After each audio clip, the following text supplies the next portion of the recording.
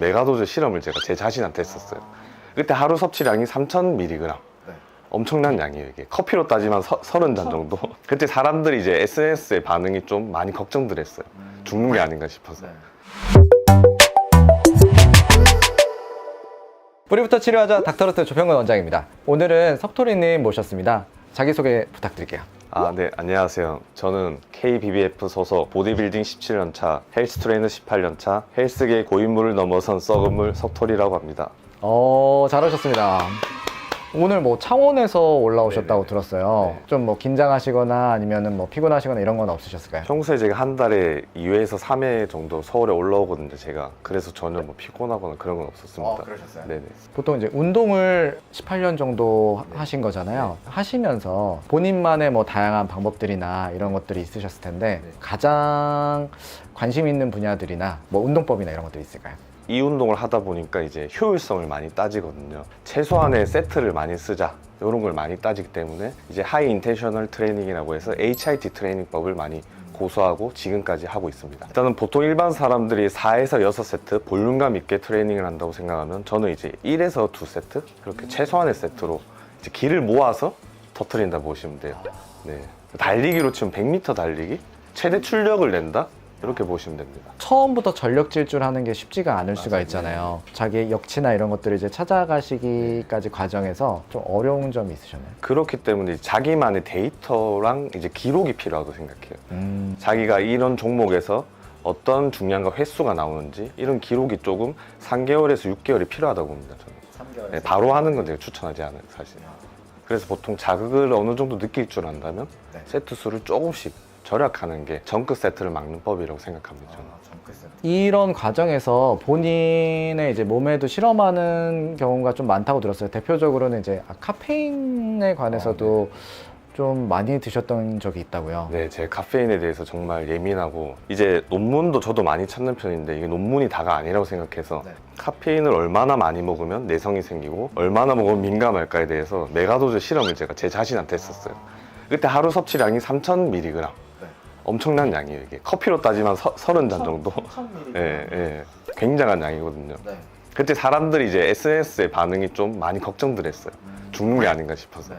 근데 하지만 이게 좀 민감도가 생겨서 그런지 아무렇지도 않더라고요. 그때도 잠은 잘 주고 잠도 잘 잤고 화장실도 평소와 같이 갔고 각성 효과도 그렇게 없었다, 이렇게 보시면 될 것 같아요. 요즘 이 부분에 대해서는 이제 계속 얘기가 나오는 게 이제 오클라호마 대학 헬스케어 센터에서는 카페인의 유효성에 대해서 그리고 카페인의 위험성에 대해서 연구를 좀 많이 했어요. 근데 가장 많이 연구가 된 게 블러드 프레셔, 그래서 고혈압으로 올라가기가 되게 쉽고 스트레스 지수와 상관관계가 있다라고 밝혀졌거든요. 05년도 연구인데도 이게 인용이 많이 될 만큼 내가 어느 정도 카페인을 많이 먹으신 분들이 인종에 상관없이 그래서 5구분으로 다 나눴는데 모든 인종, 모든 연령대에서 다 혈압이 올라갔어요.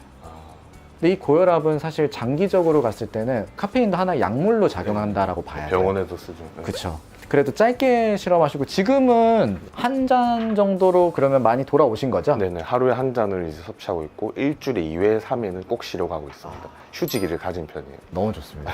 네. 그래도 그런 과정이 있으셨으니까 지금의 이제 본인만의 루틴을 어떻게 보면 잘 정립하신 것 같아요. 혹시 그러면 당이나 혈당 관련 전형제 탄수화물 이런 쪽에서도 좀 조절하시는 게 있을까요? 제가 일단은 항상 마트에 갈 때 뭐 제가 사지는 않지만 주변 사람들이 마트에서 식품을 고를 때 저는 항상 이제 당을 많이 보러 가지만 액성가당을 제가 무조건 조심하라고 제가 말하거든요. 그 다음 이제 인공 감미료의 수크랄로스, 아스파탐 이런 게 사실은 제로 칼로리 음료나 이런 데 많이 들어가지만 이게 호르몬 작용에 조금 밀접한 관계가 들어가기 때문에 저는 오히려 차라리 설탕을 먹으라고 말해요.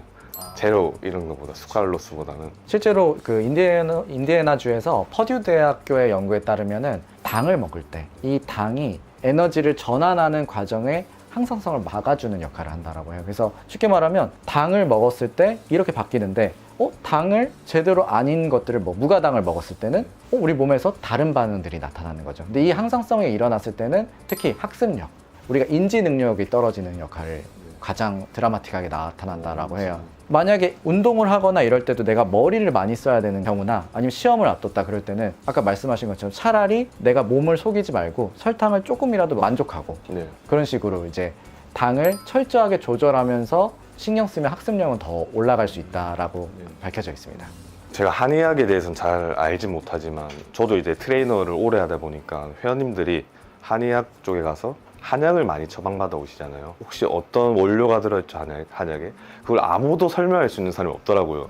이게 어떤 재료가 들어가는지 저는 이게 궁금하더라고요, 사실은. 어떤 재료가 들어간다. 네. 요즘 밝혀지는 것들이 되게 많아요. 그래서 첫 번째로 제가 말씀을 드리고 싶은 거는 싹센다라는 당뇨 치료제로 쓰이는 약이 있어요. 근데 그 당뇨 치료제를 사실은 비만 치료에 활용하는 경우가 많았습니다. 근데 그 성분들이 곽광을 받다 보니까 점점 그 성분을 더 집중적으로 개발을 해서 위고비라는 약이 나왔어요. 거의 어느 정도냐면 미국에서는 선풍적인 인기를 구사하고 올해는 우리나라에도 들어올 예정이에요. 근데 지금 말씀하신 이 위고비라는 성분은 우리가 당뇨 치료제로 먼저 허가를 받았고 생각보다 빨리 비만 치료제로도 허가를 받았어요. 근데 그 성분을 어떻게 된 기전인지 아무도 설명 못해요. 왜냐면 GLP-1이라는 성분이 있어요. 우리가 장에서 분비하는 성분인데 우리 몸에서 천연에 나오는 성분을 넣어줬을 뿐인데 식욕이 억제가 된다. 근데 그게 어떻게 억제가 됐냐? 그걸 알 수가 없는 거예요.